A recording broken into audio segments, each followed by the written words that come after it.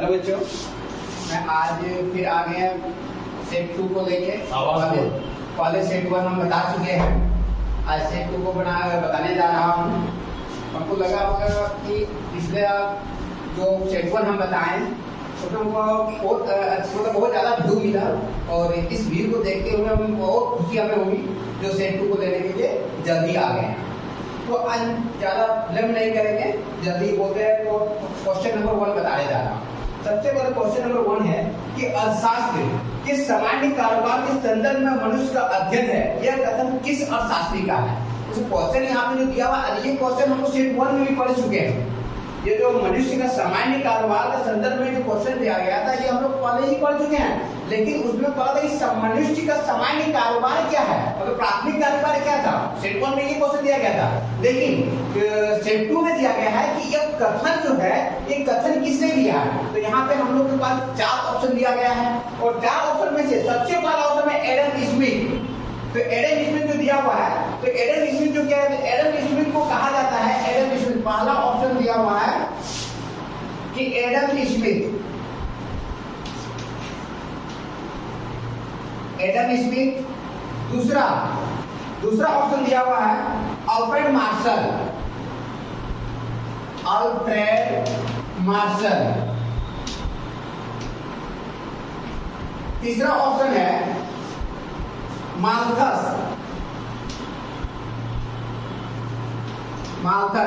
और चौथा ऑप्शन क्या दिया हुआ है, गॉटफ्राइड एकेनवाल, गॉटफ्राइड एकेनवाल।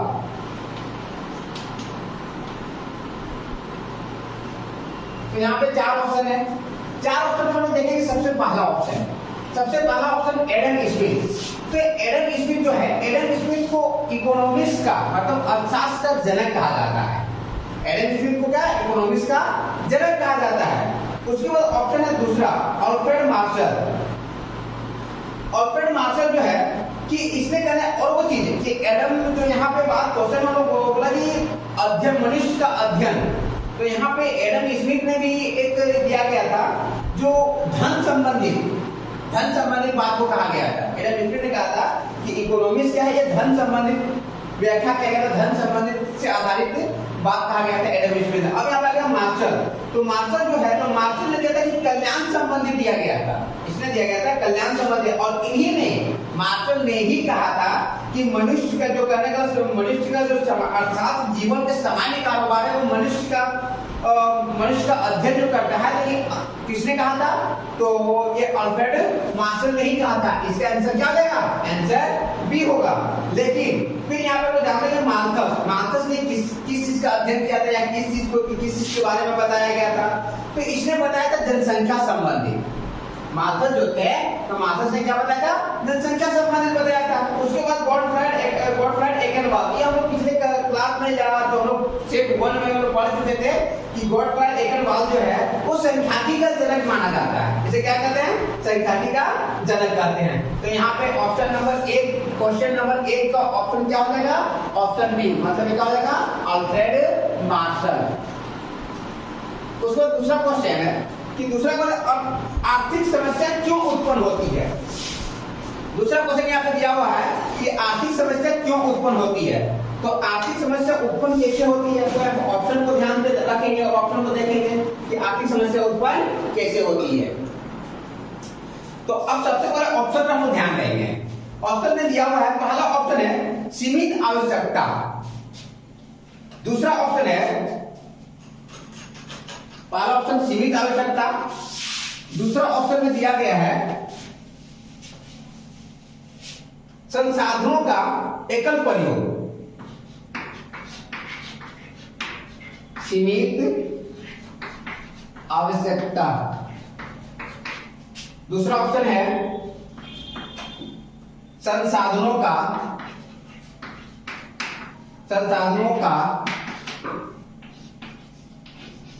एकल प्रयोग। तीसरा ऑप्शन है संसाधनों की प्रचुरता, संसाधनों की प्रचुरता। चौथा ऑप्शन है संसाधनों की दुर्लभता। संसाधनों की दुर्लभता। 4 ऑप्शन। तो सबसे पहले हम लोग जानेंगे कि सीमित आवश्यकता। अब क्वेश्चन है कि आर्थिक समस्या उत्पन्न क्यों होती है। आज हमारी अपनी खुद की जो समस्या होता है वो समस्याएं उत्पन्न क्यों होती है। तो ऑप्शन पहला दिया गया है, पहला ऑप्शन में दिया गया है कि सीमित आवश्यकता। तो आवश्यकता तो सीमित, तो मनुष्य की आवश्यकता सीमित नहीं होती है, इच्छाएं अनंत होती है। एक को पूरा होने के बाद अगला इच्छा उत्पन्न हो जाती है, अगला पूरा होने के बाद फिर अगला इच्छा उत्पन्न हो जाती है। मतलब मनुष्य की आवश्यकताएं सीमित नहीं होती है। तो यहाँ पे ऑप्शन नंबर 1 चलेगा, गलत। ऑप्शन नंबर 2 में है संसाधनों का एकल प्रयोग। संसाधन का मतलब हमको सबको सबने सभी को पता है संसाधन किसे कहते हैं, जो हमारी आवश्यकताओं को पूरा करते हैं उसे संसाधन कहते हैं। तो संसाधन का एकल प्रयोग, एकल मतलब एक बार प्रयोग। तो एकल प्रयोग होने से ये भी क्वेश्चन हमारे लिए गलत है। मतलब ये जो सेट दिया हुआ है संसाधनों का एकल प्रयोग, ये भी गलत है। उसके बाद दूसरा दिया हुआ है संसाधनों की प्रचुरता। प्रचुरता का मतलब होता है चलो मतलब बहुत सारे प्रचुर मात्रा में मेरे पास है। तो इससे भी ज्यादा कहने का मतलब हमारे पास अगर जो हमें आवश्यकता है अगर पूरा मिल गया, तो पूरा अगर मिल जाएगा तो क्या हमें समस्याओं का उत्पन्न होगा, हमारे पास आर्थिक समस्या उत्पन्न होगी, कभी नहीं होगी। तो ऑप्शन नंबर जो यहाँ पे दिया हुआ है ऑप्शन नंबर 3 ये भी गलत है। चौथा ऑप्शन दिया हुआ है संसाधनों की दुर्लभता। मतलब जब हमें कोई चीज की आवश्यकताएं होती है, आवश्यकता होती है, तो आवश्यकता वो चीज अगर नहीं मिले, बहुत कम मात्रा में मिले, तो हमारे पास आर्थिक समस्याएं उत्पन्न होती है। तो इसीलिए इसका ऑप्शन क्या हो जाएगा, ऑप्शन नंबर 4 सही है, संसाधनों की दुर्लभता। और दुर्लभता का मतलब होता है कि बहुत कम मिलना। ठीक है, दुर्लभता का मतलब क्या होता है कि बहुत कम मिलना। अब अगला question, question number 3। Question number 3 में हम लोग जाएंगे। क्वेश्चन नंबर 3 है कि निम्न में से कौन सा संख्याकीय आंकड़ा नहीं है। तो यहाँ पे दिया गया निम्न में से कौन सा संख्याकीय आंकड़ा नहीं है। तो पहला ऑप्शन में यहाँ दिया गया एक विद्यालय में 100 विद्यार्थी पढ़ते हैं। एक विद्यालय जो है उसमें 100 विद्यार्थी पढ़ते हैं। दूसरा ऑप्शन है कि 2021 में भारत की जनसंख्या 121 करोड़ है। और तीसरा ऑप्शन दिया हुआ है एक सड़क दुर्घटना में 100 व्यक्तियों की मृत्यु हुई है। और चौथा ऑप्शन क्या दिया हुआ है कि भारत में बाढ़ से हर वर्ष कई लोग बेघर हो जाते हैं।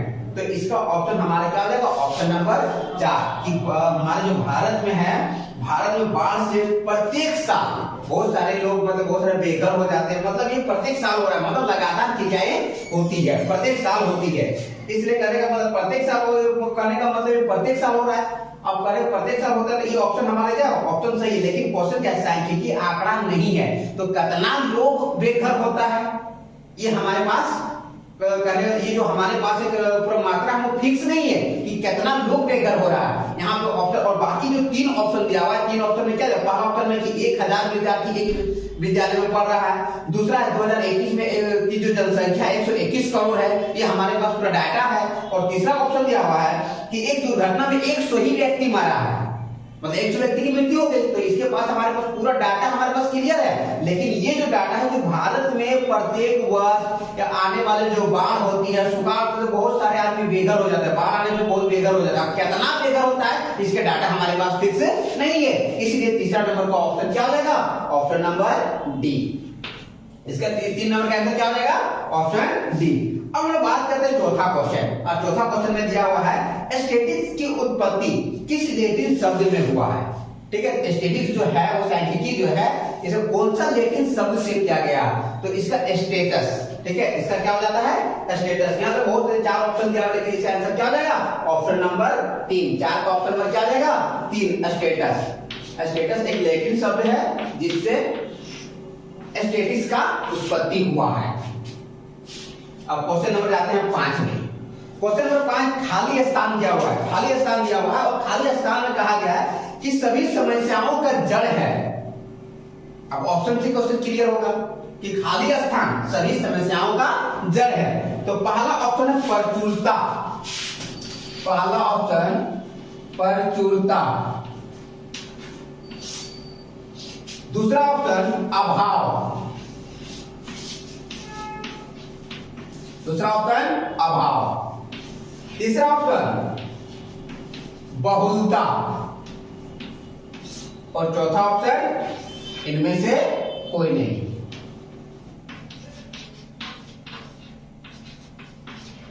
कोई नहीं, इनमें से कोई नहीं। तो क्वेश्चन क्या हो रहा है कि खाली स्थान सभी समस्याओं की जड़ है। मतलब जितनी सारी समस्याएं होती है और सब हमारे पास जितनी सारी समस्याएं होती है, सभी समस्याओं का जड़ क्या है। तो ऑप्शन को देखेंगे। सबसे पहले ऑप्शन नंबर एक, ऑप्शन नंबर एक में दिया हुआ प्रचुरता। लेकिन प्रचुरता का मतलब क्या होता है? प्रचुरता का मतलब हमारे पास पूर्ण रूप से है, प्रचुर मात्रा में मेरे पास व्यवस्था है। तो अगर मेरे पास कोई वस्तु, अगर सभी व्यवस्थाएं, सभी साधन मेरे पास उपलब्ध होगा तो हमारे पास समस्याएं उत्पन्न होगी क्या?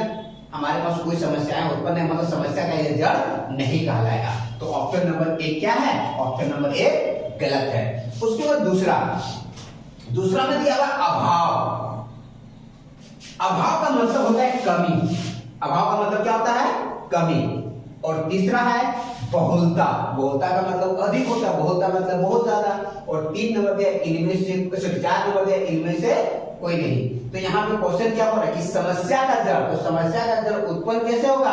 जब हमारे पास कोई चीज की कमी होगी तो हमारे पास समस्या का उत्पन्न होगा, हमें समस्याओं का उत्पन्न होगा। इसीलिए इसका आंसर क्या हो जाएगा? Option number 2। तो मतलब 4 का 5 का क्या हो जाएगा? ऑप्शन नंबर 2 मतलब डी।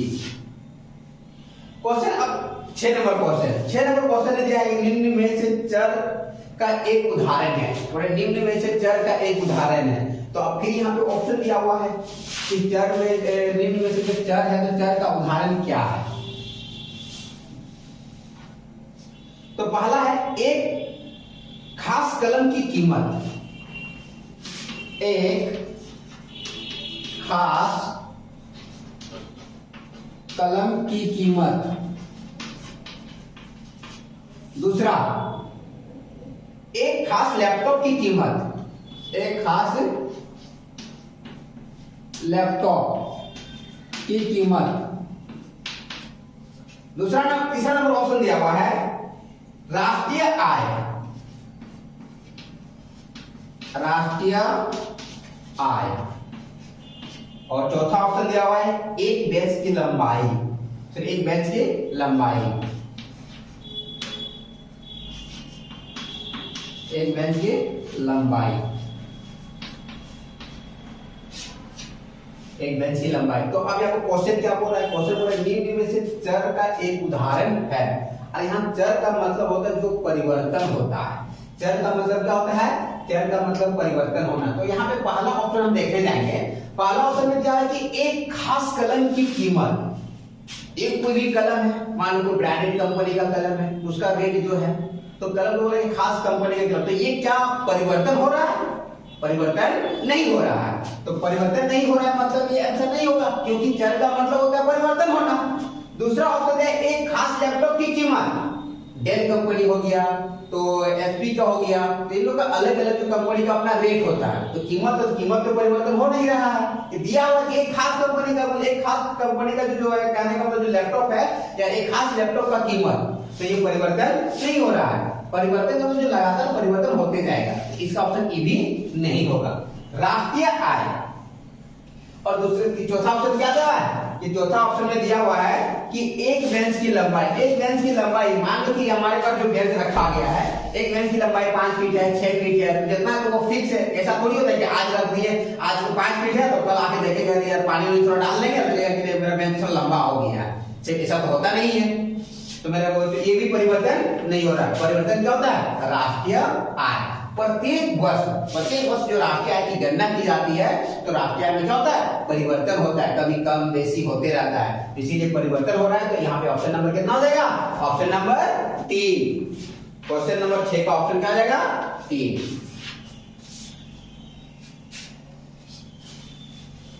अब अगला क्वेश्चन में जाएंगे, क्वेश्चन नंबर 7 में। क्वेश्चन नंबर 7 में यहाँ पे दिया हुआ है कि प्रति 10 सर्वेक्षण से क्या लाभ है। यह प्रति 10 सर्वेक्षण से क्या लाभ है। प्रतिदर्श का मतलब यहाँ पे आप लोग देखेंगे कि ऑप्शन दे ए, एक नंबर ऑप्शन है कम खर्च, ऑप्शन नंबर 2 कम प्रजनन की आवश्यकता, प्रजनक की आवश्यकता,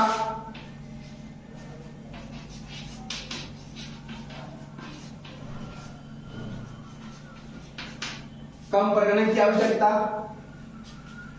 या अगला क्वेश्चन दिया हुआ है, अगला ऑप्शन कम समय, 3 नंबर क्या दिया, कम समय, कम समय। चौथा ऑप्शन दिया हुआ है इनमें से सभी। तो देखो यहाँ प्रति 10 सर्वेक्षण, इसका मतलब होता है कि समष्टि के चयनित किया गया एक छोटा सा समूह होता है जिसके द्वारा सूचनाएं प्राप्त की जाती है। तो सूचनाएं प्राप्त करना या केवल प्रतिनिधि इकाइयों का अध्ययन करना। प्रतिदर्श का मतलब होता है कि प्रतिनिधि जो कर रहे हो, जो प्रतिनिधि कर रहा है उसकी इकाइयों का अध्ययन करना। तो ऑप्शन दिया, पहला ऑप्शन क्या दिया, पहला नंबर ऑप्शन दिया कम खर्च करना, कम प्रजनन की आवश्यकता होना या कम समय लगना, मतलब सही समय में कम समय में सारा चीज हो जाना। और चौथा ऑप्शन दिया इनमें से सभी। तो यहाँ पे क्वेश्चन नंबर ये तीनों सही होगा। तो क्वेश्चन नंबर इसका ऑप्शन क्या हो जाएगा, क्वेश्चन 7 का ऑप्शन नंबर 4 हो जाएगा, इनमें से सभी। क्वेश्चन नंबर 8, इनमें से किस संस्था के द्वारा सामाजिक आर्थिक मुद्दों पर राष्ट्रीय स्तर के लिए सर्वेक्षण किया जाता है। बोल रहा है कि ये जो ऑप्शन दिया हुआ है इनमें से, मतलब ये ऑनवर्ड से लेकर दिया, तो ऑप्शन क्या था, पहले ऑप्शन को हम लोग देखते हैं, उसके बाद क्वेश्चन का हल करेंगे। तो ऑप्शन में यहाँ पे दिया हुआ है कि census of India, census of India. Option number 2 राष्ट्रीय प्रतिदर्श और सर्वेक्षण संगठन, इसको बोलते हैं, इसका अगर हम इंग्लिश में बोले तो NSSO, NSSO। दूसरा अगला क्वेश्चन दिया हुआ है केंद्रीय सांख्यिकी संगठन, ऑप्शन दिया हुआ है केंद्रीय सांख्यिकी संगठन, केंद्रीय सांख्यिकी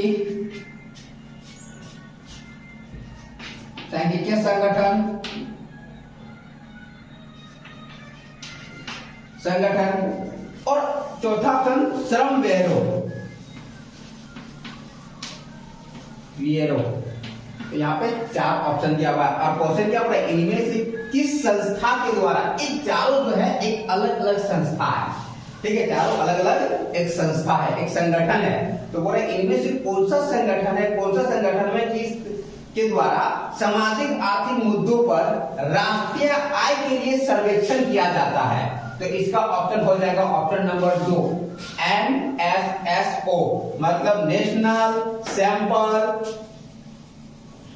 सर्वे ऑफ, ओ का मतलब क्या, सॉरी ओ का मतलब होता है office, national sample service office. ये एक संगठन है और इस संगठन के द्वारा ही करने वाले संगठन के द्वारा ही जो सामाजिक आर्थिक मुद्दा होता है, मुद्दों का अध्ययन किया जाता है। इसका ऑप्शन नंबर क्या हो जाएगा, ऑप्शन नंबर 2 हो जाएगा। 7 का 4, 8 का क्या हो जाएगा, ऑप्शन नंबर 2 हो जाएगा।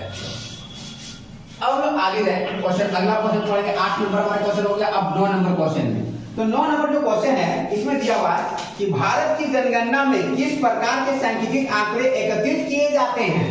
तो भारत की जो जनगणना होता है, जनगणना कितने साल में होती है, प्रत्येक 10 साल में होता है, प्रत्येक 10 साल में जनगणना किया जाता है। पिछले क्लास में बताए थे कि जनगणना हमारे कब शुरू किया गया था, कब नियमित रूप से हुआ, स्वतंत्रता प्राप्ति के बाद भारत में कब जनगणना हुआ और कितने सालों में जनगणना होता है। जनगणना जो होती है प्रत्येक 10 साल में होती है। जैसे पिछला 2011 में हुआ था, लेकिन 2021 में होने वाला था, लेकिन 2021 में नहीं हुआ। कारण क्या था, हमारे जो आए थे एक महामारी जिसको कोविड कहते हैं, कोरोना के कारण अभी तक जनगणना नहीं हो पाई है। तो क्वेश्चन नंबर यहाँ पे 9 में है कि भारत की जनगणना में किस प्रकार के सांख्यिकीय आंकड़े एकत्रित की जाती है। तो जन्म दर और मृत्यु दर संबंधित जब जनगणना होता है तो जनगणना जब होता है जैसे पिछला क्लास मतलब पिछला जनगणना हुआ था 2011 में, तो 2011 में जनगणना हुआ था उसमें एक सबको सभी विद्यार्थियों को अगर याद होगा तो देखना कि जो जनगणना करने वाले जो टीचर थे, जो हर अपना गांव में जो टीचर जिसको प्रभार मिला गया था जनगणना का, वो सभी एक छोटा छोटा सा पीसी लेके आता था, जिसको लैपटॉप बोलते हैं हम लोग, लैपटॉप का छोटा पीसी लेके आता था और उसमें पूछा जाता था कि कितना आदमी है, कितना उम्र है, घर कैसा है, घर में फ्रिज है कि गाड़ी है तो कौन सा गाड़ी है, 2 चक्का है कि 4 चक्का है, और कहा जाता है घर कैसा है, खपड़ा का घर है, मिट्टी का घर है या ढलाई का घर है, घर में जानवर कितनी है, तो ये सारे क्वेश्चन पूछा जाता था। तो यहाँ पे ऑप्शन जो दिया हुआ है, तो ऑप्शन देखिए पहला ऑप्शन दिया है कि जन्म दर और मृत्यु दर। तो जब जनगणना किया जाता है तो जनगणना में देखा जाता है कि इस पर तो पिछले 10 वर्ष में कितना जन्म लिया और कितना आदमी मरा। तो इसमें जन्म दर और मृत्यु दर, मृत्यु दर। उसके बाद ऑप्शन दिया हुआ 2 में कि साक्षरता, ये भी देखा जाता है कि जितने जनगणना में कौन कितना साक्षर है, कितना पढ़ा लिखा है, किस घर में कौन बच्चा कितना पढ़ा हुआ है, ये सारे चीज के बारे में जानकारी दी जाती है। उसके बाद अगला है कि जनसंख्या के आकार और संरचना। तो यहाँ ऑप्शन नंबर 3 दिया हुआ है जनसंख्या के आकार और संरचना।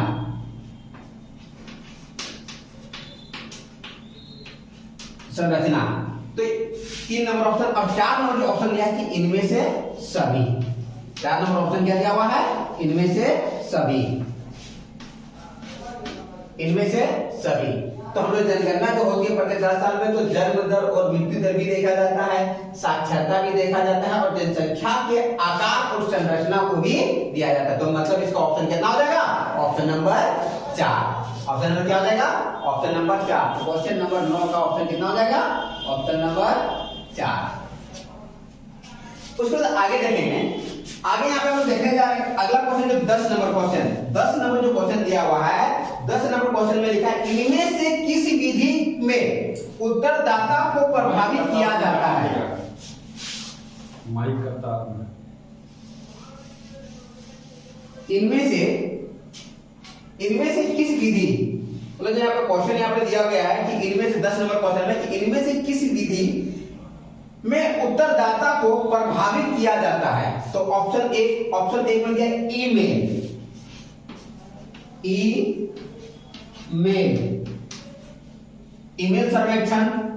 ऑप्शन 2 डाक सर्वेक्षण। ऑप्शन 3 टेलीफोन सर्वेक्षण,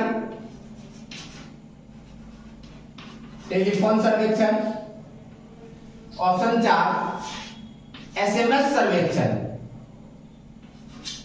तो यहां पे क्वेश्चन जो बोल दिया गया, क्वेश्चन ने बोला कि इनमें से किस विधि में उत्तरदाता को प्रभावित किया जाता है। तो उत्तरदाता मान लीजिए जो हम किसी से क्वेश्चन किए, प्रश्न किए, तो हमें वो उत्तर देगा, तो उत्तर देने वाला को हम प्रभावित कैसे करेंगे।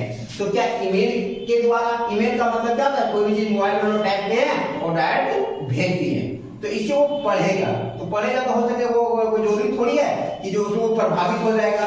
उसके बाद अगला है कि डाक के द्वारा, डाक में भी सेम वही क्रिया है कि इसमें हम मोबाइल के द्वारा ईमेल भेज के या लैपटॉप के द्वारा, कंप्यूटर के द्वारा ईमेल भेजते हैं। इसमें क्या डाक में क्या होता है, चिट्ठी लिख के भेज देते हैं। तीसरा नंबर, जो चौथा नंबर ऑप्शन दिया हुआ है एसएमएस, तो एसएमएस भी वही करते हैं, लेकिन टेलीफोन में क्या होता है, डायरेक्ट बात होता है दोनों के बीच। तो जब बात एक दूसरे को एक सुन रहा है, एक दूसरे का बात, तो उसमें करेगा बात से भी व्यक्ति प्रभावित होता है। ठीक है, जैसे अभी हम बताने जा रहे हैं, आप लोग जो क्वेश्चन बता रहे हैं, तो मेरा आवाज जो हम बता रहे हैं, इससे भी आप लोग को प्रभावित होगा कि क्वेश्चन ये सर ये बताया, अगर ऐसे टाइप बोल देगा क्वेश्चन नंबर 10 का आंसर बी, तो ये इससे तो कोई समझ में आएगा, इससे तो बोलेगा सर इसमें तो सारे चीज में दिया हुआ है। लेकिन कहने का मतलब, इसका मतलब क्या होता है, इसमें बता कर मेरा बात से भी कोई प्रभावित होता है, तो इसका मतलब क्या होता है, जब टेलीफोन हम लोग करते हैं तो एक दूसरे का बात सुनते हैं, एक दूसरे का बात से ही हम लोग आदमी इफेक्टेड होते हैं, मतलब प्रभावित होते हैं। तो इसका नंबर ऑप्शन क्या हो जाएगा, ऑप्शन नंबर 3। क्वेश्चन नंबर 10 का ऑप्शन 3। अब आ रहा है कि 11वां क्वेश्चन। 11वां क्वेश्चन में दिया हुआ है कि वर्ग सीमा 60 से 80 का मध्य बिंदु क्या होगा। वर्ग सीमा जो दिया गया है, तो वर्ग सीमा में जो दिया गया है इसमें 60 एक डाटा दिया हुआ है कि 60 से 80 का मध्य बिंदु। तो हम लोग मध्य जो निकालते हैं, मध्य निकालने का फॉर्मूला हम लोग को पता है कि दोनों को ऐड करके 2 से क्या करते हैं, भाग दे देते हैं। तो यहाँ पे कितना 60 और 80, 60 और 80 के मध्य बिंदु। तो क्या करेंगे, 60 और 80 को जोड़ देंगे और 2 से भाग दे देंगे। तो 60 और 80 कितना हो जाएगा, 140 और 2 से भाग में देंगे, कितना हो जाएगा 70। इसका मध्य बिंदु कितना हो जाएगा 70। देखे नहीं आप लोग ऑप्शन में दिया होगा, एक नंबर में कितना 70, 2 में 140, 3 में 80 और 4 में कितना दिया हुआ है 60 दिया हुआ। तो ऑप्शन नंबर कितना हो जाएगा 1, कितना होगा 70।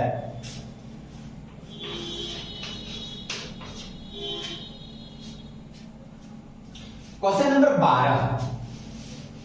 क्वेश्चन नंबर 12 बोल रहा है जब आंकड़ों का वर्गीकरण समय के अनुसार किया जाता है तब उस वर्गीकरण को क्या कहा जाता है।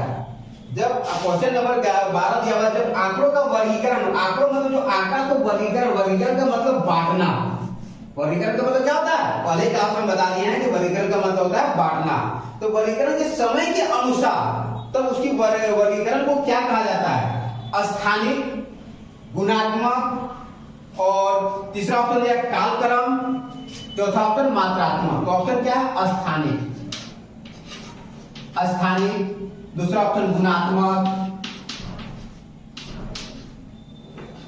चौथा ऑप्शन कालानुक्रम और चौथा ऑप्शन क्या दिया हुआ है मात्रात्मक। तो यहाँ पे क्या बोला है, क्वेश्चन ही बोलते हैं वर्गीकरण को समय के अनुसार। और समय को हम लोग क्या बोलते हैं, समय को बोलते हैं काल। समय को क्या बोलते हैं, तो काल। तो यहाँ पे देखो स्थानिक मत तो होगा नहीं, और गुणात्मक मतलब गुणा के आधार पे, और मात्रात्मक मतलब मात्रा के आधार पर। यहाँ पे ऑप्शन नंबर 3 में क्या दिया, कालानुक्रम। कालानुक्रम का मतलब है कि काल, समय, समय के आधार पर। तो समय का ऑप्शन में ही हम लोग को बताया गया कि वर्गीकरण को समय के अनुसार किया जाता है। तो समय के अनुसार का मतलब क्या, समय का मतलब क्या होता है काल होता है। तो इसका ऑप्शन 3 होगा। 12 का ऑप्शन कितना 3। चौथा नंबर क्वेश्चन है चर को सामान्यतः कितने वर्गों में विभाजित किया जाता है। तो चर को हम लोग सामान्यतः 2 वर्गों में विभाजित करते हैं। ये ऑप्शन क्या हो जाएगा, ऑप्शन नंबर 13 का 1 में दिया 0, 2 में दिया 1, 3 में दिया 2 और 4 में दिया हुआ है 3। तो इसका आंसर कितना हो जाएगा, आंसर 3 हो जाएगा। किस वर्ग में सममित मदों की संख्या को कहते हैं। तो ये ऑप्शन, इसका जो ये जो क्वेश्चन है, क्वेश्चन नंबर 14, तो इसको हम आप लोग के लिए छोड़ रहे हैं। क्या आप लोग कमेंट करके बताइएगा, है ना, कमेंट करके बताइए कि इसका आंसर क्या होने वाला है। ऑप्शन दिया हुआ है, इसका ऑप्शन दे दिया कि मध्य बिंदु, वर्ग सीमा, वर्ग अंतराल और आवृत्ति। सारा ऑप्शन को हम लिख देते हैं, इसका आंसर कमेंट में दीजिएगा। मध्य बिंदु, दूसरा नंबर वर्ग सीमा, तीसरा नंबर वर्ग अंतराल,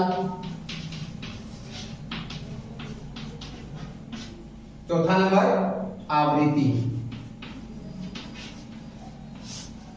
अब आगे चलते हैं 15 नंबर क्वेश्चन। 15 नंबर विविध चरों के लिए आंकड़ों का वर्गीकरण। विविध चरों के लिए आंकड़ों का वर्गीकरण क्या कहलाता है। तो यहाँ पे ऑप्शन में दिया हुआ है पहला बारंबारता। पहला में ऑप्शन दे दिया गया है बारंबारता वितरण, बारंबारता वितरण। ऑप्शन नंबर 2 में दिया हुआ है स्थानिक वितरण,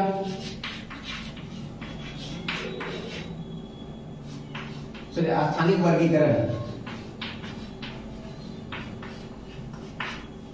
और तीसरा नंबर में दिया हुआ है बारंबारता सारणी, बारंबारता सारणी। चौथा नंबर ऑप्शन दिया हुआ है गुणात्मक वर्गीकरण। गुणात्मक वर्गीकरण। इसका आंसर क्या आ जाएगा? इसका आंसर 3, बारंबारता सारणी। आंसर नंबर कितना? ऑप्शन का 3, जो 15 नंबर क्वेश्चन का ऑप्शन क्या आ जाएगा? 3, बारंबारता सारणी।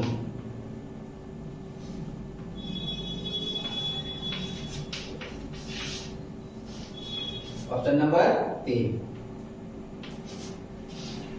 अब अगला क्वेश्चन, अंकगणितीय रेखाचित्र को और किस नाम से भी जाना जाता है? क्वेश्चन जो दिया हुआ क्वेश्चन है कि अंकगणितीय जो रेखाचित्र है इसको करने का और किस नाम से भी हम लोग जानते हैं। तो किस नाम से जानते हैं? पहला ऑप्शन काल श्रेणी आलेख, दूसरा व्यक्तिगत श्रेणी आलेख, तीसरा वृत्ताकार आलेख, चौथा दंड आलेख। तो यहाँ पे हम लोग जानते हैं कि काल श्रेणी आलेख में क्या होता है कि प्रत्येक काल समय के आधार पर यह श्रेणी आलेख बनाया जाता है। दूसरा दिया हुआ है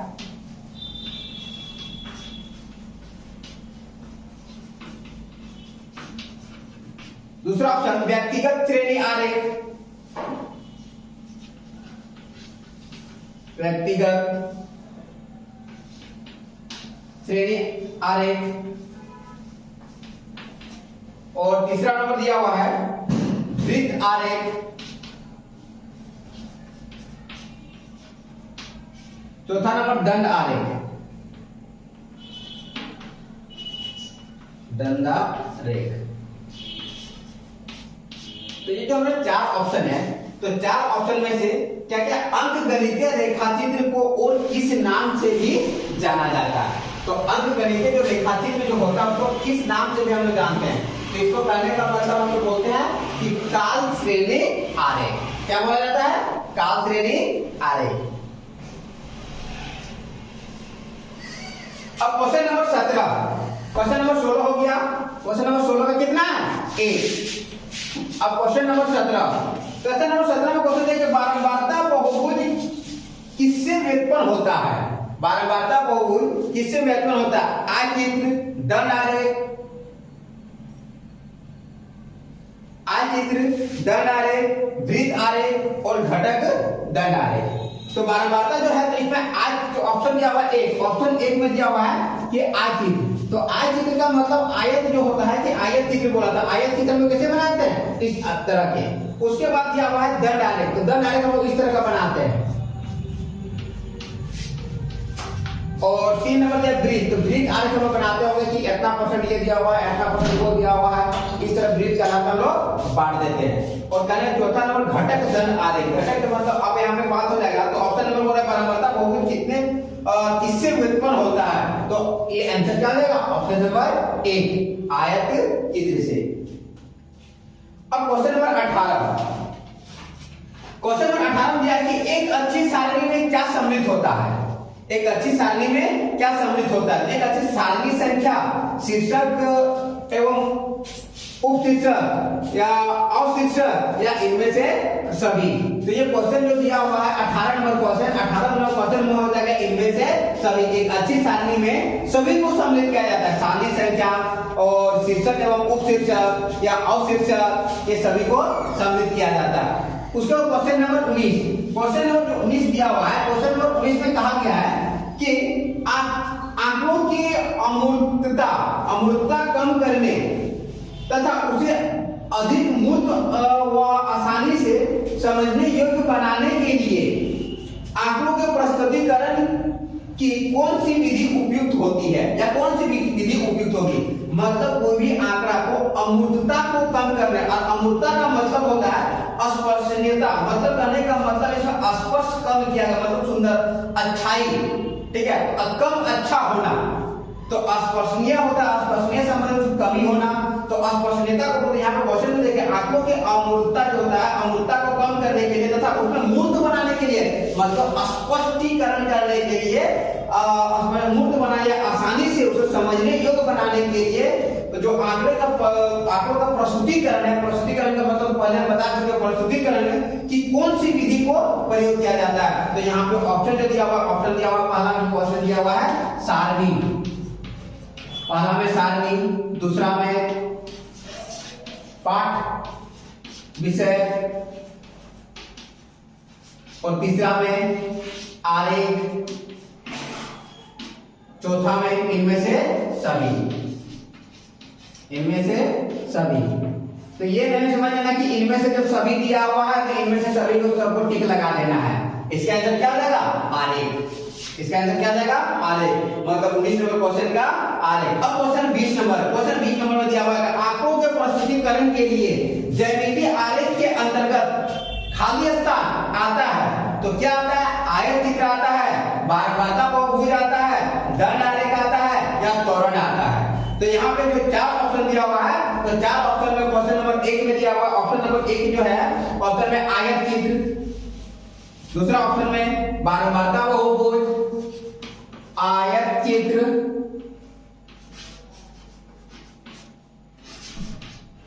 दूसरा में बारंबारता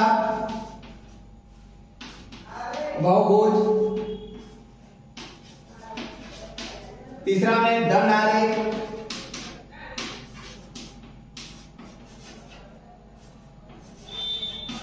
चौथा में त्वरण। तो आयत चित्र को हमको पता है, बारंबारता भी बहुभुज पता है, दंड आरेख भी पता है और त्वरण। तो त्वरण का मतलब हमें नहीं पता है। त्वरण जो होता है कभी भी देखना कि इस तरह का जो हम लोग कभी चित्र बनाते हैं, तो इस तरह का जो चित्र बनाते हैं तो ये कभी इस तरह करके आना, ऐसे जाना। अगर ये इस तरह आ रहा है तो त्वरण बढ़ रहा है, अगर ये इस तरह जा रहा है तो त्वरण क्या हो रहा है? घट रहा है। तो त्वरण का मतलब त्वरण आ रहा है। यहाँ पे ऑप्शन जो 20 नंबर का क्वेश्चन है कि प्रस्तुतीकरण के लिए ज्यामितीय आरेख के अंतर्गत बारंबारता बहुभुज को आता है। इसके अंतर्गत क्या आता है? बारंबारता बहुभुज। मतलब क्वेश्चन नंबर 20 का ऑप्शन बी। क्वेश्चन नंबर 21, मलमल किस वस्त्र का एक किस्म है? जो मलमल जो कपड़ा होता है तो किस प्रकार का वस्त्र का एक प्रकार है? तो ऊनी वस्त्र, रेशमी वस्त्र और सूती वस्त्र या पॉलिस्टर वस्त्र। तो ऊनी हम लोग सबको पता है कि ऊनी मतलब जो ठंडा के ऊनी वस्त्र जो होता है कि अधिकतर हम लोग ठंडा के समय पे, ठंडा के महीने में पहनते हैं। और उसके बाद आ जाता है कि ऑप्शन नंबर 2 में लिया रेशमी। तो रेशमी जो कपड़ा मुझे बहुत ज्यादा चमकीला होता है, तो ये बनता है रेशम कीट के द्वारा, रेशमी। उसके बाद आ गया सूती वस्त्र। चौथा नंबर पॉलिस्टर। इस सभी के बारे में हम लोग जानते ही हैं। इसका ऑप्शन क्या हो जाएगा?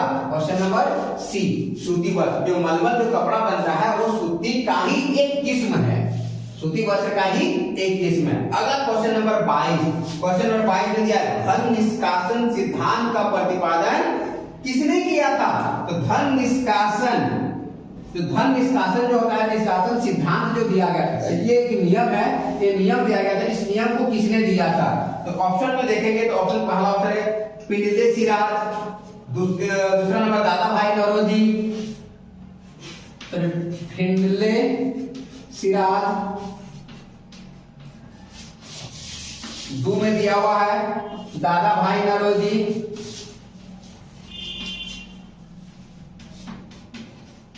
दादा भाई नौरोजी, 3 में दिया है अमर्त्य सेन,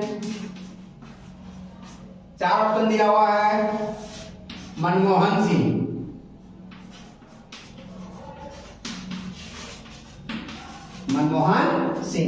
तो ऑप्शन इसका क्या जाएगा? ऑप्शन नंबर 2 दादा भाई नौरोजी। मतलब धन निष्कासन संबंधित सिद्धांत का जो प्रतिपादन किया था तो दादा भाई नौरोजी ने किया था। मतलब 22 का 2। अब आ जा रहा है कि 23 निर्यात अतिरेक से आप क्या समझते हैं? तो सबसे पहले हम जानेंगे कि निर्यात किसे कहते हैं। निर्यात कहते किसको है? निर्यात का मतलब होता है जब कोई वस्तु को उत्पादन करने के बाद एक देश से दूसरे देश जब हम भेजते हैं, जब दूसरे देश में ले जाकर बेचते हैं तो उसे हम लोग क्या कहते हैं? निर्यात। और एक होता है आयात। आयात का मतलब होता है कि दूसरे देश से किसी वस्तु को अपने देश में मंगाना, अपने देश में खरीदना, लाना, उसे हम क्या बोलते हैं? आयात करना। तो कौन से आयात अतिरिक्त का मतलब क्या होता है? अधिक। तो क्वेश्चन ही बोला है कि आयात अतिरिक्त से आप क्या समझते हैं। तो ऑप्शन दिया हुआ, पहला ऑप्शन यहाँ पे दे दिया है कि आयात और निर्यात का बराबर होना, मतलब जितना हम आयात किए उतना ही हम निर्यात कर रहे हैं, मतलब जितना वस्तु को बेच रहे हैं उतना ही मंगा रहे हैं, दोनों बराबर होना। तो अतिरिक्त तो होगा नहीं, क्या बराबर बता देगा। और यहाँ पर अतिरिक्त का मतलब निर्यात अधिक होना, तो निर्यात अधिक होने का मतलब क्या, जितना हम आयात कर रहे हैं उससे ज्यादा निर्यात करेंगे तो निर्यात अतिरिक्त कहलाएगा। तो ऑप्शन देख के पढ़ते हैं। तो ऑप्शन क्वेश्चन 2 में दिया हुआ है कि आयात की तुलना में निर्यात का अधिक होना। तो यहाँ पे ऑप्शन बोलते हैं कि जो जितना ज्यादा हम आयात करते हैं, खरीदते हैं उससे ज्यादा हम बेच रहे हैं, मतलब ज्यादा बेच रहे हैं, तो यहाँ पे निर्यात अधिक कर रहे हैं। और क्वेश्चन में बोला है कि निर्यात अतिरिक्त किसे कहते हैं, तो ऑप्शन नंबर क्या हो जाएगा, ऑप्शन नंबर बी हो जाएगा, मतलब निर्यात से ज्यादा हम आयात से ज्यादा निर्यात करते हैं। क्वेश्चन नंबर 3 में दिया कि निर्यात की तुलना में आयात कम होना। तो यहाँ पे निर्यात की तुलना में आयात कम होना। और चौथा नंबर ऑप्शन दिया कि निर्यात का शून्य होना, मतलब निर्यात कम बेचना, तो यहाँ पर अतिरिक्त होगा नहीं। तो ऑप्शन नंबर क्या हो जाएगा, ऑप्शन नंबर बी। यहाँ पे क्वेश्चन नंबर सी में थोड़ा सा डाउट टाइप का दिया हुआ है कि निर्यात की तुलना में आयात का कम होना। तो मतलब यहाँ पे देखिए क्वेश्चन आप बोल सकते हैं कि सर यहाँ पे तो निर्यात की तुलना में आयात कम हो रहा है, मतलब निर्यात ज्यादा हो रहा है, इसमें भी तो आयात अतिरिक्त होगा। ऑप्शन थोड़ा गलत है, इसमें यहाँ पे सी नंबर है, लेकिन यहाँ पे आंसर जाने का मतलब जो क्वेश्चन में जो दिया हुआ है यहाँ से स्पष्ट बोल रहा है कि आयात की तुलना में निर्यात अधिक होना निर्यात अतिरिक्त कहलाएगा। 23 नंबर क्वेश्चन हो गया। 23 का क्या होगा, 23 का 2। अब हम लोग बात करते हैं क्वेश्चन नंबर 24 में। 24 में दिया है कि औपनिवेशिक भारत में साक्षरता दर कितनी प्रतिशत थी। मतलब औपनिवेशिक भारत मतलब जब ब्रिटिश जो ब्रिटेन है या ब्रिटिश का शासन, यहाँ पे जो अंग्रेजों का शासन हमारे देश में चल रहा था, उस समय की बात हो रही है। तो उस समय की बात हो रही है, मतलब औपनिवेशिक भारत में साक्षरता दर कितनी प्रतिशत थी। तो यहाँ पे देखो ऑप्शन दिया हुआ, पहला 7%, दूसरा दिया हुआ 16%, और तीसरा दिया हुआ 16% से कम, और चौथा क्या दिया हुआ है, ये 8 दिया हुआ है, 16% से कम, और चौथा नंबर ऑप्शन दिया 16% से अधिक। तो यहाँ पे जो करेगा औपनिवेशिक भारत में क्वेश्चन में यहाँ पे दिया है औपनिवेशिक भारत में साक्षरता दर। तो औपनिवेशिक भारत में साक्षरता दर जो है, तो साक्षरता दर लगभग 17% था। लगभग कितना है, 17% था। तो यहाँ पे ऑप्शन क्या हो जाएगा, ऑप्शन नंबर डी, क्योंकि यहाँ पे बोल दिया कि 16% से अधिक, 16% से कम है, 16 से अधिक, क्योंकि वो 17% लगभग 17% का साक्षरता दर भारत का औपनिवेशिक भारत में, मतलब जब ब्रिटिश लोग यहाँ पे अंग्रेज जब हमारे भारत में शासन कर रहे होते हैं। क्वेश्चन नंबर 25 में भारत में सर्वप्रथम रेलगाड़ी किन 2 स्थानों के बीच चला गया। तो ऑप्शन यहाँ पे हम लोग नहीं देखेंगे, ऑप्शन तो दिया हुआ है। तो ऑप्शन ये बम्बई से पुणे के बीच, बम्बई और सूरत, दिल्ली और जयपुर, बम्बई और ठाणे। तो सबसे पहले हम लोग जानेंगे कि भारत में सबसे पहला रेलगाड़ी कब चलाया गया। तो हमारे भारत में रेलगाड़ी सबसे पहले रेलगाड़ी चलाया गया था 1853 में। 1853 में, और कितने किलोमीटर, तो 34 किलोमीटर चला था। और कहां से कहां तक हुई, तो चला था ठाणे से, बम्बई से ठाणे के बीच। कहां चला था, बम्बई से ठाणे के बीच, ठाणे के बीच।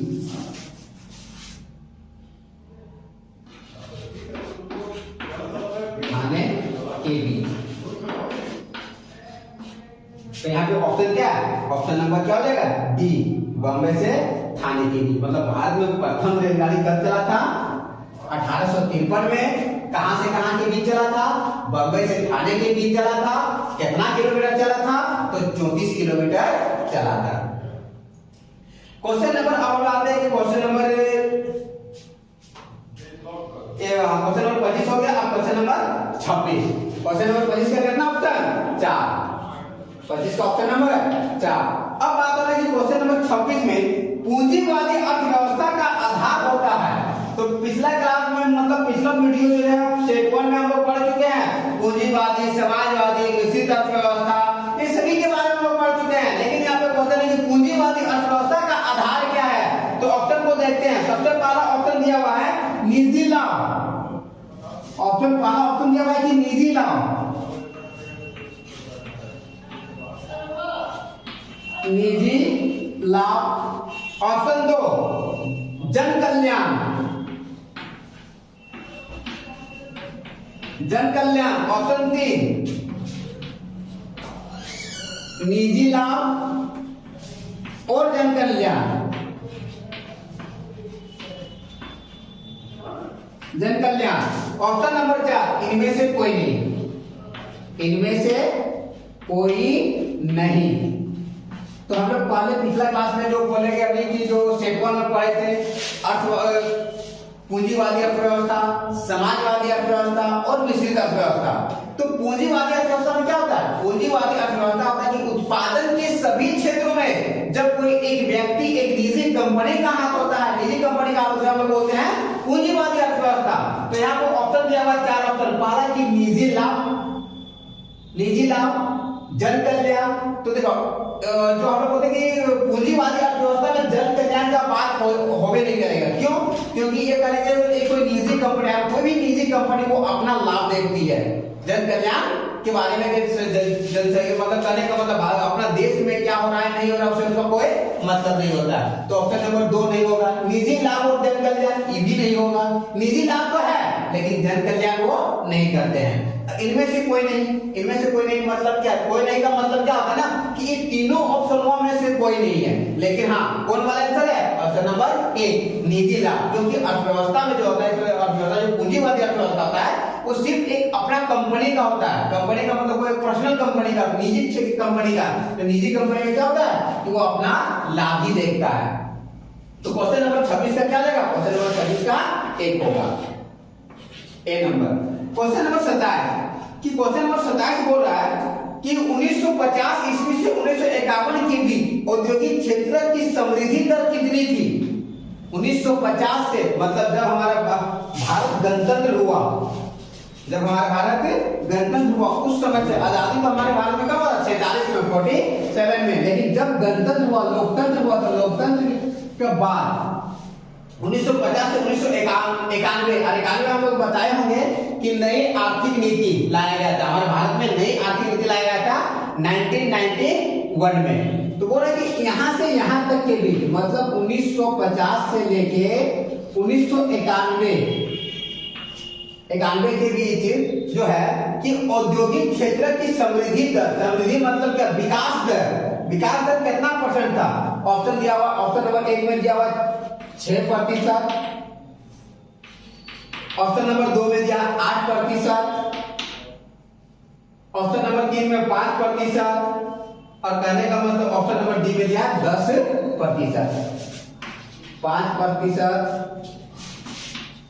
5% और 10%। तो यहाँ पे ऑप्शन क्या लेगा? Option number 2। ऑप्शन कितना? 8%। मतलब 1950 से लेके 1991 के बीच हमारा भारत का जो विकास दर जो था वो 8% ही था। कितना था? 8%। ऑप्शन नंबर कितना हो गया? Option number 2। क्वेश्चन नंबर 27 का ऑप्शन नंबर 2 मतलब बी। अगला क्वेश्चन है कि पूंजीवादी अर्थव्यवस्था में उसी वस्तु का उत्पादन होता है। तो पूंजीवादी अर्थव्यवस्था में किस तरह का वस्तु का उत्पादन होता है? ऑप्शन बाजार में जिसकी मांग अधिक होती है, ऑप्शन नंबर 2 में दिया हुआ है जिसका उत्पादन में लाभ होता है, और तीसरा में विदेश में उसकी मांग अधिक होती है, और चौथा नंबर ऑप्शन क्या दिया हुआ? इनमें से सभी। लेकिन यहाँ पे एक चीज ध्यान देना, हम लोग क्या बोले? पूंजीवादी अर्थव्यवस्था। पूंजीवादी जहां बात आ जाए मतलब समझ लेना कि कोई एक निजी कंपनी का बात कर रही है। एक निजी कंपनी बात हो रही है तो मतलब कोई भी निजी कंपनी है वो अधिकतर वो अपना लाभ ही देखा जाता है। और अपना लाभ देखा तो ऑप्शन नंबर 1 में दिया हुआ है कि बाजार में जिसकी मांग होती है, जिसकी मांग होती है। ऑप्शन नंबर 2 में जो है जिसके उत्पादन में लाभ होता है, जिसके उत्पादन में लाभ होता है, लाभ होता है। ऑप्शन नंबर 3, विदेश में जिसकी मांग होती है, विदेश में जिसकी मांग होती है।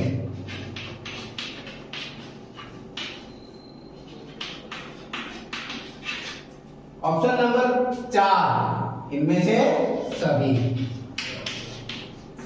तो देखिए क्वेश्चन है कि पूंजीवादी अर्थव्यवस्था, तो पूंजीवादी अर्थव्यवस्था में कोई भी व्यक्ति, कोई भी जो निजी कंपनी जब अपना कंपनी लगाती है तो वो चाहता है कि हमारे वस्तु को ज्यादा से ज्यादा मांग हो, हम हमारे प्रोडक्ट ज्यादा से ज्यादा बिके। इसीलिए उन लोगों ने क्या करता है, जो निजी कंपनी बहुत ज्यादा एडवर्टाइजमेंट भी करता है, बहुत ज्यादा प्रचार भी करता है, जिससे अपना वस्तु को ज्यादा से ज्यादा बिके। उसके बाद ऑप्शन नंबर ये मतलब ये होगा, क्योंकि कोई व्यक्ति अगर वस्तु को उत्पादन कर रहा है, अगर मांग नहीं होगा तो उत्पादन करेगा नहीं, उत्पादन करेगा।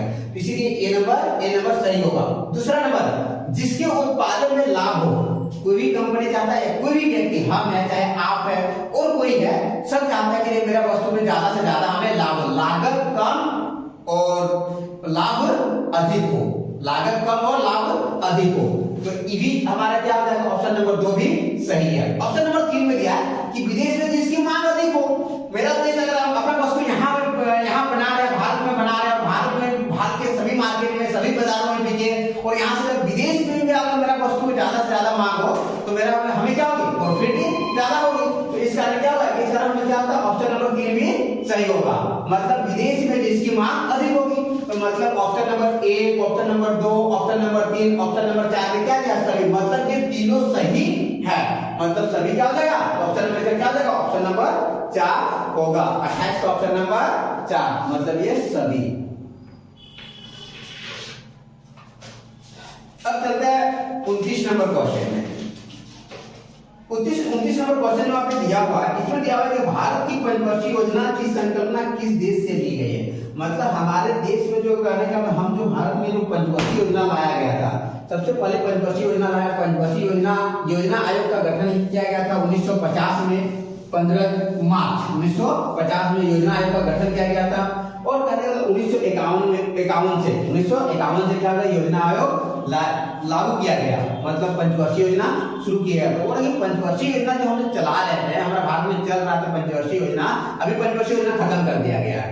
2012 से 17 चलना था, लेकिन 2015 में खत्म कर दिया गया। उसकी जगह पे नीति आयोग लाया गया है। तो जो पंचवर्षीय योजना है, तो पंचवर्षीय योजना किस देश से लिया गया, मतलब हमारा जो संविधान का गठन किया गया था ना, तो जब संविधान का गठन किया गया तो हर एक देश से, मतलब अलग-अलग से हर एक देश का संविधान को पढ़ा और जो चीज अच्छा लगा वो हमारे संविधान में आके लिखा है। जैसे हमारे संविधान में लोग संशोधन करते हैं, तो दक्षिण अमेरिका से लिया गया है, दक्षिण अफ्रीका से लिया गया है। और कहने का राष्ट्रपति के बारे में, राष्ट्रपति हमारे अमेरिका से लिया गया है। और बहुत सारी चीजें होता है, नीति निर्देशक तत्व, तो जितनी सारी चीजें, तो उसी तरह की हमारे पंचवर्षीय योजना को जो संकल्पना लिया गया है वो किस देश से लिया गया, क्वेश्चन ये बोल रही है। तो पहला ऑप्शन में दिया है कि अमेरिका। ऑप्शन नंबर 2 में दिया है ब्रिटेन। ऑप्शन नंबर 3 दिया है चीन। ऑप्शन नंबर 4 दिया है रूस। तो हमारे देश में जो कह रहे पंचवर्षीय योजना को जो संकल्पना लिया गया है, पंचवर्षीय योजना जो लाया गया है, तो वो रूस की संविधान से लिया गया है, मतलब रूस से ही लिया गया है। तो ऑप्शन नंबर कितना हो जाएगा, ऑप्शन नंबर 4 रूस। तो क्या हो जाएगा 29 का ऑप्शन नंबर 4।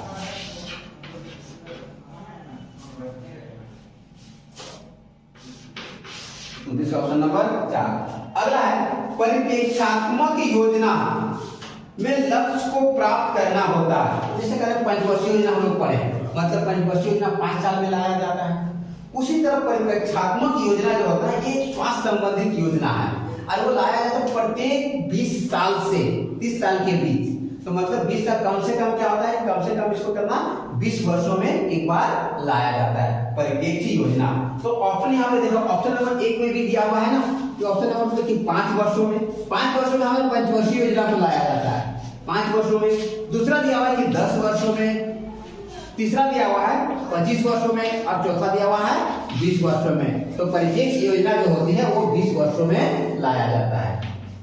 कितना वर्ष में लाया जाता है? 20 वर्षों में। जिस तरह हमारे पंचवर्षीय योजना को 5 वर्ष में लाया जाता है, उसी तरह परिप्रेक्ष्य योजना जो है इसको भी 20 वर्ष में लाया जाता है। इसका ऑप्शन क्या हो जाएगा? क्वेश्चन नंबर 30 का ऑप्शन नंबर 4 के साथ 20 वर्ष में परिप्रेक्ष्य योजना को लाया जाता है। क्वेश्चन नंबर 31 में स्वतंत्रता प्राप्ति के पश्चात, मतलब जब हमारा भारत स्वतंत्र हो गया था उसके बाद भारत में किस योजना की शुरुआत की गई? तो जैसे पता है कि जब भारत 1947 में आजाद हुआ, 1950 में भारत गणतंत्र हुआ, मतलब संविधान लागू किया गया था, तो उसी तरह 51 में 50 में लागू हुआ और 51 में क्या हुआ? एक योजना चलाया गया था जिसे हम क्या बोलते हैं? पंचवर्षीय योजना। तो यहाँ पे ऑप्शन नंबर देखिए, ऑप्शन नंबर में दिया ऑप्शन 31 का ऑप्शन नंबर 3 में दिया हुआ है पंचवर्षीय योजना। तो क्या हो जाएगा? पंचवर्षीय योजना। मतलब स्वतंत्रता प्राप्ति के बाद तुरंत जब क्या लाया था? पंचवर्षीय योजना लाया था, क्योंकि भारत उस समय भारत बहुत गरीब या बहुत जो पैसा धन संपत्ति बहुत कम था, तो विकास को बढ़ाने के लिए पंचवर्षीय योजना को लाया गया था। अगला क्वेश्चन है 32 नंबर क्वेश्चन कि GDP gross domestic product Hindi में बोलते हैं सकल घरेलू उत्पाद, जीडीपी ग्रॉस डोमेस्टिक प्रोडक्ट सकल घरेलू उत्पाद की गणना में किस क्षेत्र के उत्पादन को सम्मिलित किया जाता है? जब जीडीपी का गणना होता है, ठीक है, जीडीपी का गणना होता है हमारे भारत देश में, ठीक है, कितने वस्तु का उत्पादन किया गया, मतलब उद्योग कितना है, कृषि का ही हो गया, पर्यटन हो गया, मतलब किन किन क्षेत्रों से हमारे देश का आय में वृद्धि हो रही है। हमारे देश का आय जो होता है सरकारी खजाना में जो सरकारी आय होते हैं बढ़ रही है, तो किन किन क्षेत्रों को गणना किया जाता है? तो कृषि क्षेत्र को गणना किया जाता है, उद्योग क्षेत्र को भी गणना किया जाता है, पर्यटन को भी गणना किया जाता है। तो यहाँ पे ऑप्शन नंबर 3 को दिया हुआ है कृषि, उद्योग और पर्यटन, और चौथा में दिया हुआ है इनमें से सभी। तो क्वेश्चन क्या है? जीडीपी के गणना में हम इन सभी को सम्मिलित करते हैं। तो ऑप्शन नंबर 4 हो जाएगा 32 का ऑप्शन नंबर 4, मतलब नंबर इनमें से सभी। क्वेश्चन नंबर 33 में है कि भारत में हरित क्रांति का दूसरा चरण का काल माना जाता है। तो भारत में हरित क्रांति, जो हरित क्रांति का मतलब क्या होता है? क्रांति हरित क्रांति का मतलब ये नहीं समझना, बहुत सारे सुनो जैसे क्रांति का मतलब लड़ाई होता है, लड़ाई नहीं, कोई भी चीज को में वृद्धि करना। जैसे कहने का मतलब उद्योग, अगर बोलेंगे उद्योग की क्रांति, तो उद्योग क्रांति मतलब बहुत ज्यादा उद्योग लगना। हरित क्रांति, हरित क्रांति मतलब फसल का बहुत ज्यादा उत्पादन करना। दुग्ध क्रांति, दूध मतलब दूध का उत्पादन में तेजी करना, बढ़ाना, जिसे हम बोलते हैं क्या? सब क्रांति बोलते हैं। तो इसमें क्वेश्चन बोला है कि हरित क्रांति जो है, तो हरित क्रांति का दूसरा चरण हमारे भारत में कब लाया गया था? पहला लाया गया था 1967 से 68 के बीच, 1967 से 68 के बीच, और दूसरा लाया गया था 1983-84 के बीच, 1983-84 इस समय में लाया गया था दूसरी पंचवर्षीय योजना, ठीक है, सॉरी दूसरी हरित क्रांति। पहला हरित क्रांति लाया गया 67-68 में और दूसरा लाया गया था 83-84 में। तो ऑप्शन दिया हुआ है कि 60 के दशक के मध्य से 70 के दशक के मध्य के बीच, मतलब 1960 के मध्य से, मध्य मतलब 1960 से लेके 70 के मध्य के बीच। और उसके बाद दूसरा ऑप्शन दिया हुआ है कि दूसरा ऑप्शन दिया है कि 1970 के दशक के मध्य से 1980 के दशक के मध्य के बीच, मतलब 1970 के दशक मतलब होता है 10 साल, तो 10 तो दशक के मध्य मतलब होता है 1975। ये मध्य बोला है 70 के मध्य मतलब 1975 से 1980, 1980 के मध्य मतलब 1980 का मध्य मान लो 85 जाएगा। तो यहाँ से 70 से 80 के मतलब 1970 के मध्य से 1980 के मध्य के बीच। तो यहाँ पर ऑप्शन नंबर क्या? ऑप्शन नंबर 2 हो जाएगा, क्योंकि ऑप्शन तो यहाँ पे 3 में भी दिया है 1980 के दशक के मध्य से लेकर 1990 के दशक के मध्य तक, और चौथा ऑप्शन दिया 1990 से 2000 के बीच। तो मतलब यहाँ पे क्या बोला है कि दूसरा जो बोले कि दूसरा जो हमारे भारत में लाया गया था हरित क्रांति, तो 1983 से 1984 के बीच लाया गया था, मतलब 1970 के मध्य से 1980 के मध्य तक। मध्य का मतलब हो जाएगा यहाँ 85 तक आएगा। मर्ज हो जाएगा, 20 से पहले आ रहा है, इसीलिए इसका ऑप्शन क्या हो जाएगा, ऑप्शन नंबर 2 हो जाएगा। 1970 के दशक के मध्य से लेकर 1980 के दशक के मध्य तक दूसरी पंचवर्षीय योजना, सॉरी गलती हो रहा है, दूसरी हरित क्रांति लाया गया था। क्वेश्चन नंबर 33 का 2। उसके बाद बोला कि अगला क्वेश्चन नंबर 34 में औद्योगिक नीति 1956 के प्रस्ताव में उद्योगों को कितने वर्गों में विभाजित किया गया था। तो जब औद्योगिक नीति लाया गया था, औद्योगिक नीति कब लाया, एक बार लाया था 1948 में, 1956 में, 1951 में, 1991 में, और भी लाया था, टोटल 8 को लाया गया था। तो यहाँ पर आप बात करता है कि औद्योगिक नीति 1956 का जो औद्योगिक नीति लाया गया था, तो 1956 के औद्योगिक नीति में कहना इसको जो प्रस्ताव में कितने वर्गों में इसको बांटा गया था, इसका जो उद्देश्य जो है या इसका उद्योग जो था, उद्योग को कितने वर्गों में बांटा गया था, कितना वर्ग में उद्योग को बांटा गया था जब 1956 में औद्योगिक नीति लाया गया था। तो इसको बांटा गया था, ऑप्शन में क्या हुआ, पहला ऑप्शन में 1 वर्ग में, ऑप्शन नंबर 1 में 1 वर्ग, ऑप्शन नंबर 2 में 2 वर्ग, 3 में दिया हुआ है 3 वर्ग, ऑप्शन नंबर 4 में दिया है 4 वर्ग। तो यहाँ पे देखिए जब 1956 जो था 56 में लाया गया था, तो औद्योगिक नीति उसमें 3 वर्गों में बांटा गया था। पहला वर्ग को कहा गया था अवर्ग, दूसरा जो था उसको कहा गया था बवर्ग, और तीसरा जो था इसको कहा गया था सवर्ग, तो अवर्ग में रखा गया था 17 उद्योग को, ब वर्ग में रखा गया था 12 उद्योग को, 12 उद्योग को रखा गया था, और उसके बाद बाकी जितना था उसको रखा गया था सवर्ग में। तो जब हमारे औद्योगिक नीति जो 1956 में लाया गया था, उसे कितने भागों में बांटा गया था, 3 वर्ग में बांट दिया गया था। अब क्वेश्चन नंबर 35 में दिया हुआ है विदेशी ऋण क्या है।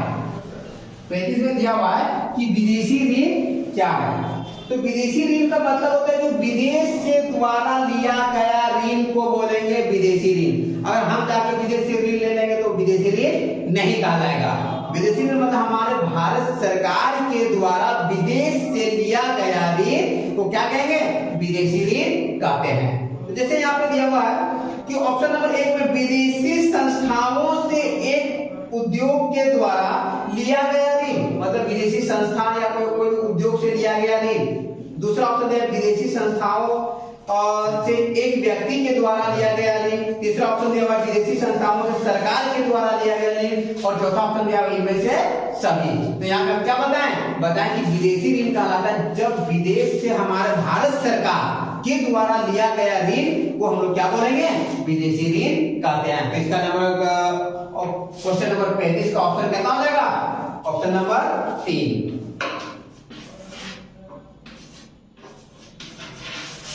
भारत विदेशी संस्थाओं के द्वारा, विदेश संस्थाओं से सरकार के द्वारा लिया गया ऋण, हमारा भारत सरकार के द्वारा लिया गया क्या कहलाएगा, वो विदेशी ऋण कहलाएगा। अगला क्वेश्चन है 36 नंबर। 1980 के दशक के अंत में, जब 1980 के दशक के अंत में लगभग 1988-89 के बात हो रही है, तो 1980 के दशक के अंत में उत्पन्न आर्थिक संकट, मतलब उस समय एक आर्थिक संकट आया गया था। तो जो हमारे भारत में एक बैंक है जिसको हम बोलते हैं IMF, ठीक है, इंटरनेशनल मॉनेटरी फंड, से कितनी राशि ऋण के रूप में लिया गया था। तो एक बैंक है जो विदेश में, मतलब पूरा बैंक को मानता IMF है, तो IMF से जो करने वाला हमारे भारत में जो आर्थिक संकट आया था उसे कितना रुपया ऋण लिया गया था। तो ऑप्शन नंबर 1 में 7 बिलियन रुपया, ऑप्शन नंबर 1 में 7 बिलियन रुपया, ऑप्शन नंबर 2 में 7 billion dollar, option number C में 7 मिलियन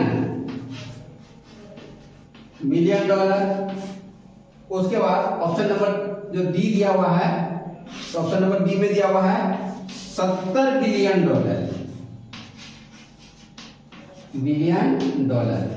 तो क्या होगा, कितना लिया गया था हमारा देश में, लिया गया था जो IMF से ऋण लिया गया था $7 बिलियन, ना कि $7 बिलियन रुपया। तो ऑप्शन नंबर 2, 36 का कितना हो जाएगा, ऑप्शन नंबर 2। क्वेश्चन नंबर 37 में लिया नई आर्थिक नीति। तो नई आर्थिक नीति कब लाया गया था, नई आर्थिक नीति लाया गया था 1991 में। तो नई आर्थिक नीति 1991 में कितने उद्योगों के लिए लाइसेंस की अनिवार्यता को जारी किया गया था, मतलब कितने सारे जो उद्योग है उसको लाइसेंस की अनिवार्यता, आपको लाइसेंस लेना ही होगा। आप उद्योग चला रहे हैं तो आपको लाइसेंस लेना होगा। तो कितने उद्योग को लाइसेंस लेने की अनिवार्यता कर दी गई थी। तो उस समय क्या क्या था, जैसे ऑप्शन में दिया हुआ है 1, 2, 3, 1, 2, 6 और 8। ऑप्शन इसमें दिया 1, 2, 6 और 8। तो यहाँ पे टोटल 8 गो उद्योग को, उद्योग मतलब 8 गो फैक्ट्री को लाइसेंस लेने के लिए अनिवार्य कर दिया गया था कि आपको 8 लाइसेंस लेना ही होगा, तभी आप उत्पादन कर सकते हैं।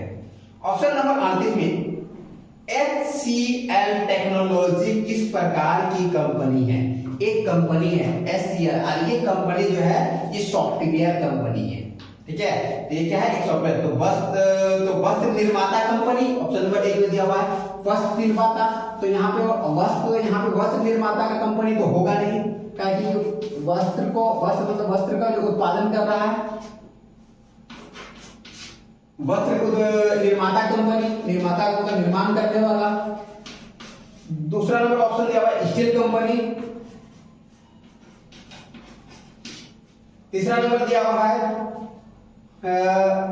भेषज, और चौथा नंबर दिया हुआ है IT कंपनी। तो ये क्या है, एक IT कंपनी है, एक IT कंपनी है।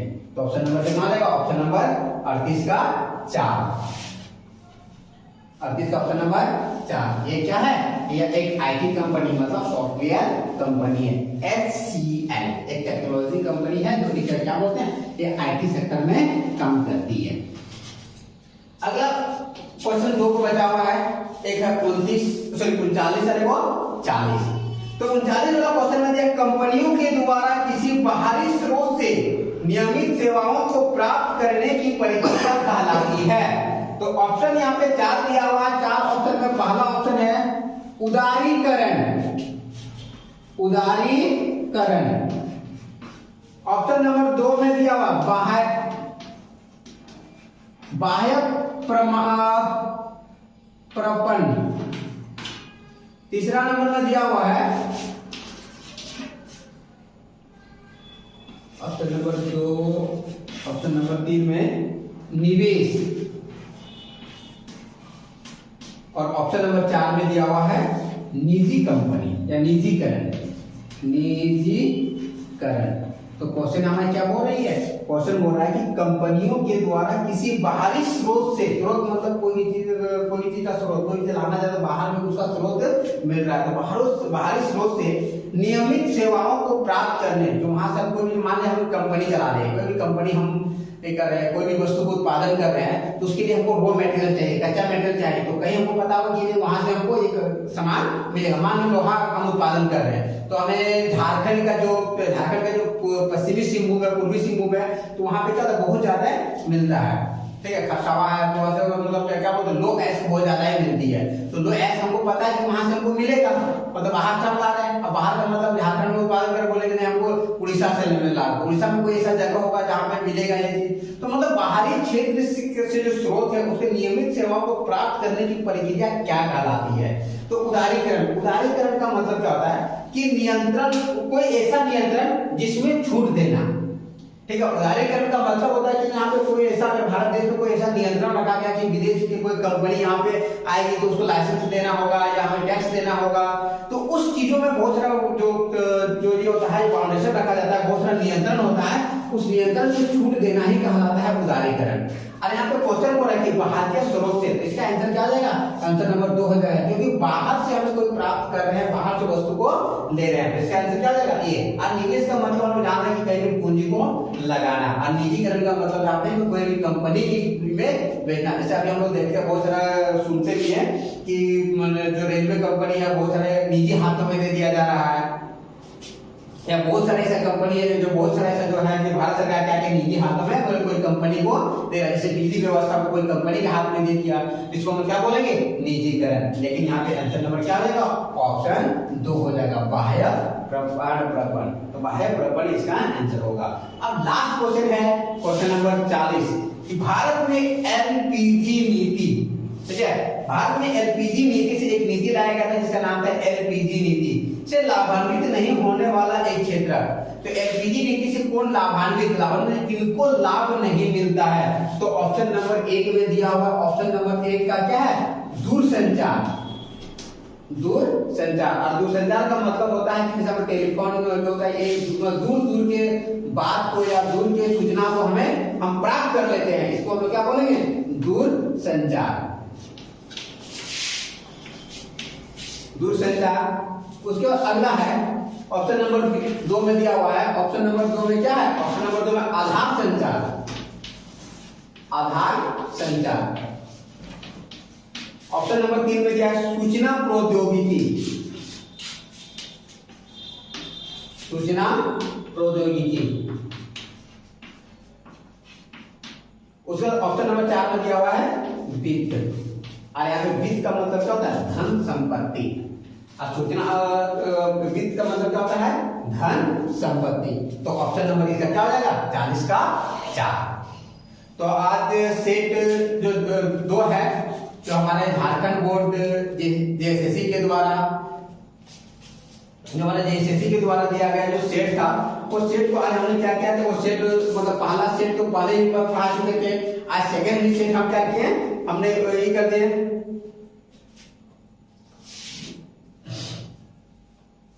तो अब करें सेकंड सेट को भी हम क्या कर दिए, सेकंड सेट को भी बता चुके हैं। तो अब हम कोशिश करेंगे कि ये तो जो हमारे झारखंड एकेडमिक काउंसिल के द्वारा 2 सेट दिया गया था, तो अब हम लोग सेट 3 का भी देखते हैं। 3 हम क्या करेंगे कि हम अपने से सेट बनाएंगे और जल्द ही वो सेट नंबर 3 भी हम यहाँ पे इस वीडियो में या हमारे एजीएसटीडी चैनल जो चैनल है इस पर हम दिखाने का कोशिश करेंगे, मतलब बताने का कोशिश करेंगे।